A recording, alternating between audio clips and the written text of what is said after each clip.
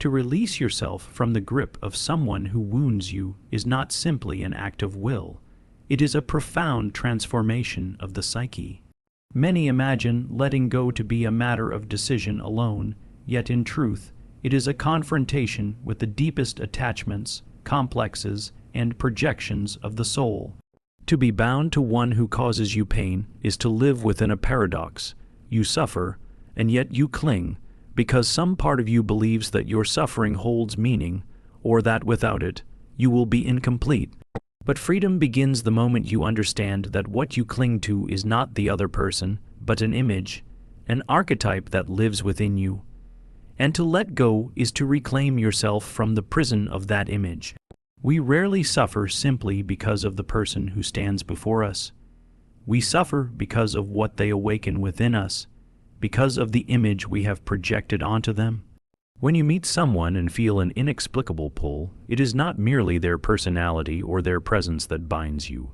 It is the secret recognition of something in yourself, something unacknowledged that you have unconsciously placed upon them.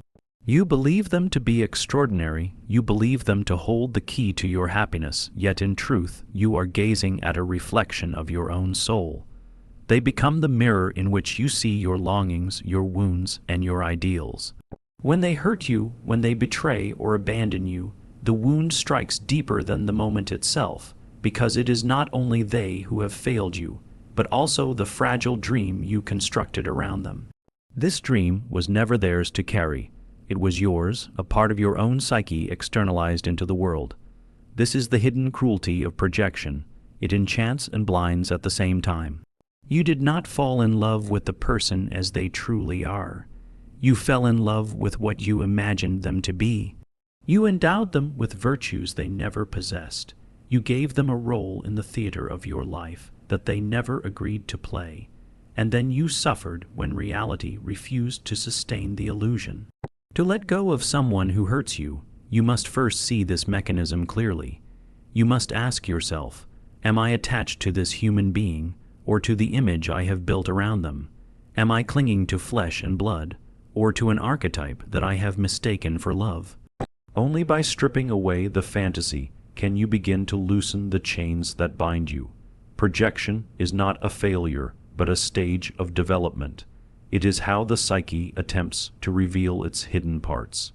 When you project love, longing, or admiration onto another, what you are truly seeing is the part of yourself that you have not yet claimed. When you project weakness, dependency, or fear, you are encountering the shadow you have not yet embraced. The person who hurts you often carries these projections most powerfully, because the tension between illusion and reality tears at you with unbearable force. This tearing, painful as it is also the invitation to awaken. For if you withdraw your projections, if you gather back what was always yours, the other loses their hold over you. They shrink from a towering figure of destiny into a fallible human being. Letting go, then, is less about walking away from them and more about returning to yourself. It is the act of taking back what you have cast outward, of recognizing that the beauty you adored and the pain you suffered were both revelations of your own depths. The chains dissolve not when the other changes, but when you stop mistaking your own reflection for their face. Pain intensifies its grip when we resist it, when we attempt to deny it, numb it, or bury it beneath layers of distraction. To let go of someone who hurts you, you must first allow yourself to fully feel the wound they have left behind. The psyche cannot heal what it refuses to acknowledge.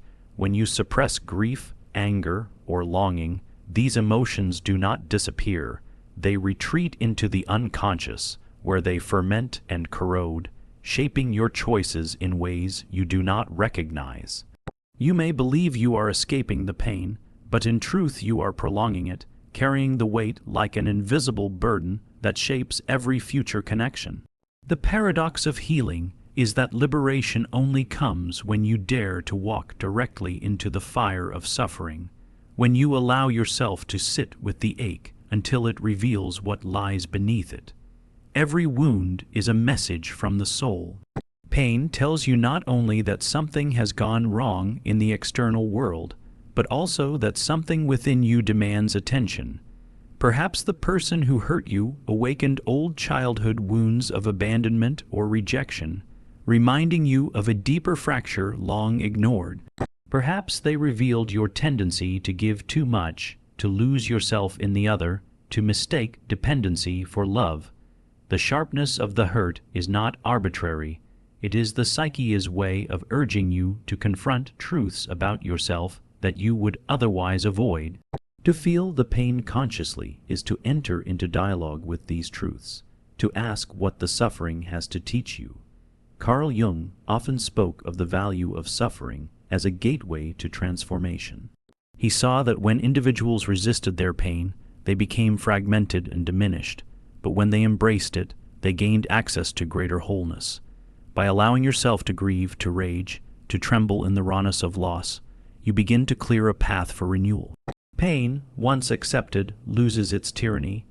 It no longer lurks in the shadows, distorting your vision and dictating your choices. Instead, it becomes a teacher, pointing you toward parts of yourself that require integration and care. To let go, then, is not to leap past the suffering in search of immediate peace, but to endure its weight with patience and honesty.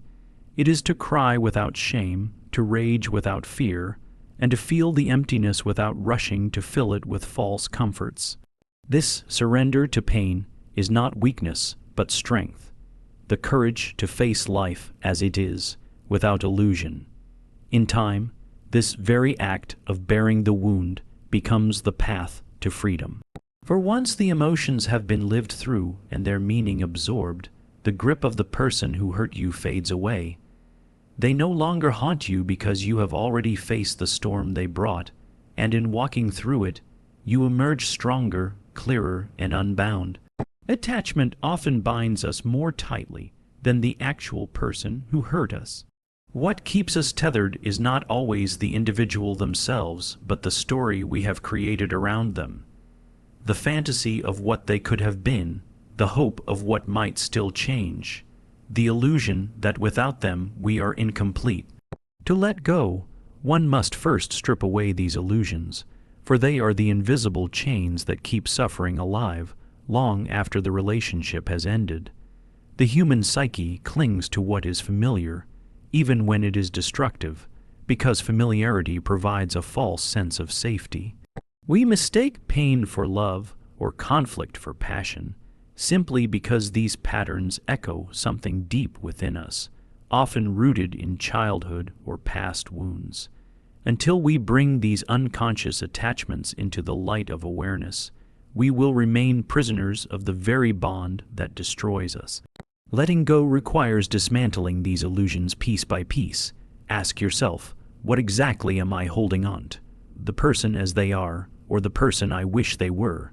Am I grieving their absence, or am I grieving the loss of the role they played in my self-image?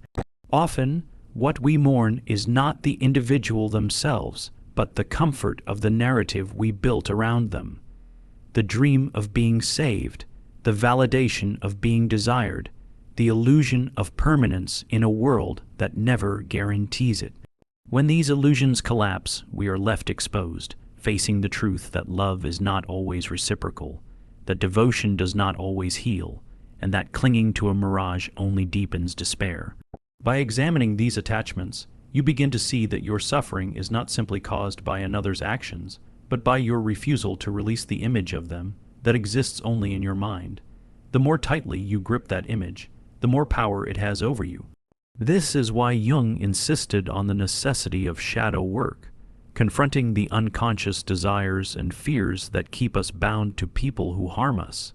In recognizing that part of you longs for what is familiar, even when it is destructive, you gain the freedom to choose differently.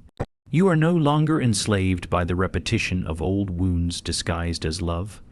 The process of letting go is not a single act, but a gradual unraveling of illusions. Each time you question the fantasy, each time you confront the truth without clinging to what you wish it to be, you weaken the hold of the attachment. The spell begins to break. What remains is clarity, a sobering but liberating realization. You do not need the one who hurt you to feel whole. The illusion dissolves, and with it, the suffering begins to loosen its grip. In that moment of recognition, you reclaim your power, not because you forced yourself to forget, but because you finally saw reality as it is and chose to stop feeding the dream that kept you chained. Forgiveness in the Jungian sense is not about excusing the one who hurt you, nor is it about pretending that the wound does not exist. It is about releasing the psychic energy that has been trapped in resentment, rage, and cycles of replaying the injury. When we hold on to anger, our unconscious becomes cluttered with images of betrayal, humiliation, or injustice, and these images drain our vitality. The offender continues to live within us, haunting our thoughts and shaping our emotions, long after they have left our presence. In this way, we remain bound to them, giving them dominion over our inner life. Forgiveness is the act of reclaiming that energy for ourselves. It is not a favor granted to the other, but a liberation of the self from the prison of bitterness. The psyche cannot heal while it is split between past grievances and the present reality. Every time you revisit the injury with hatred, you reopen the wound, ensuring that it never properly closes. Jung understood that psychic wholeness requires integration, the capacity to accept what has happened, acknowledge the pain it brought, and then choose not to remain a victim of its memory. This is not easy, for the ego clings to its wounds, finding identity in its suffering. There is a dark comfort in being wronged. It makes us feel righteous, superior, justified. But this comfort is poison, for it keeps us small, reactive, and incapable of moving into new stages of life. Forgiveness demands strength because it requires confronting the shadow. In our hatred, we see only the other's darkness, but rarely do we acknowledge how our own unconscious tendencies, our blind spots, our idealizations, our willingness to ignore warning signs, played a role in binding us to the one who harmed us. To forgive is to face this shadow honestly, not to condemn ourselves, but to recognize that the wound was not random. It was part of a deeper psychological pattern. By integrating this truth, we transform the injury from meaningless pain into meaningful growth. When forgiveness arises, it does not erase memory, but it robs the memory of its power to dictate our emotions and choices. You can remember without reopening the wound. You can acknowledge the injury without keeping it alive. The energy once chained to resentment is freed, and in that freedom, new possibilities emerge. You begin to feel lighter, more present, more open to life's unfolding. The one who hurt you no longer occupies space within your psyche. Their shadow no longer looms over your future. Forgiveness, then, is not weakness. It is the highest form of strength. It is the refusal to allow your life to be defined by wounds inflicted by others. It is the act of unbinding yourself so that you may step forward, not as a victim, but as a whole and sovereign being. Detachment is one of the most difficult yet liberating steps in letting go of someone who has hurt you. To detach is not to deny your love, your pain, or the significance of what was shared, but to withdraw the psychic energy you have unconsciously invested in that person. Jung emphasized that much of our suffering arises not from external events, but from the projections we cast upon others. When we love, we often do not see the other as they truly are. We see and image our ideal, our longing, our unmet need reflected back at us. This projection creates a powerful bond, not with the actual person, but with what they represent in our inner world. When they hurt us, it feels as though our very soul has been betrayed, for the illusion we nurtured collapses. Detachment begins by recognizing this projection for what it is and reclaiming the pieces of ourselves we had unconsciously placed in their hands. To detach, you must withdraw the demand that they fulfill your image of them. You must see them as fallible, imperfect, perhaps deeply flawed, and still accept that they cannot give you what you hoped for. This is a painful confrontation because it reveals that much of the bond was sustained by your inner longing, not by mutual reality. Yet in acknowledging this, you reclaim power. You stop binding your worth, your identity, and your happiness to someone incapable of carrying that weight. Detachment is therefore not abandonment of love, but the refusal to chain your soul to the illusion of what you wish another could be. Psychologically, detachment is the act of pulling your energy inward, back into your own center. Instead of obsessing over their actions, their choices, their presence or absence, you begin to ask, what within me was so willing to cling to this? What shadow of loneliness, fear, or desire allowed me to remain bound? These questions are not meant to create blame, but to create understanding. The more clearly you see your inner landscape, the less control the other has over you. Their presence no longer defines your emotional weather. Their absence no longer dictates your despair. This process is not immediate. The psyche resists letting go of its attachments, even harmful ones, because they provide familiarity, and familiarity feels like safety. Yet slowly, as you practice detachment, you notice the weight lifting. You notice moments of stillness where their image no longer dominates your thoughts. You notice the return of energy, once consumed by obsession, now available for creativity, growth, and genuine connection. Detachment is not coldness or indifference. It is the restoration of inner sovereignty. It is the recognition that while someone may have played a role in your story, they are not the author of it. By detaching, you allow your life to move forward unbound, no longer tethered to the one who caused harm, but anchored instead in your own strength and clarity. Forgiveness, when spoken of in the context of letting go, is often misunderstood. Many recoil at the thought, believing it means excusing the actions of the one who caused harm or welcoming them back into our lives. But in the deeper psychological sense, forgiveness is not for the one who hurt you. It is for you. Carl Jung recognized that when we hold on to anger, bitterness, or resentment, we are not punishing the other. We are poisoning ourselves. The psyche becomes entangled in an endless cycle of reliving the wound, keeping the pain alive as though by remembering it, we can change it. But this only binds us to the past, and the past becomes a prison. Forgiveness, then, is the act of releasing the emotional chains that keep you tethered to the person who hurt you, not as a gift to them, but as an emancipation of your own spirit. To forgive does not mean to forget, nor does it mean to reconcile with the one who harmed you. It does not demand you minimize the severity of what was done. Instead, forgiveness is an act of radical clarity. It is the willingness to say, yes, this happened. Yes, I was hurt. But I will not allow this wound to dictate the course of my life any longer. This shift does not erase the pain. It transforms your relationship to it. You no longer carry it as a burden, but as a scar, a reminder of strength, of survival, of lessons learned. The scar remains, but it ceases to bleed. Psychologically, forgiveness serves as an alchemical process. The raw emotions of rage and sorrow are acknowledged, felt, and then transmuted into wisdom and resilience. By forgiving, you take the energy once consumed by hatred and direct it back toward your own growth.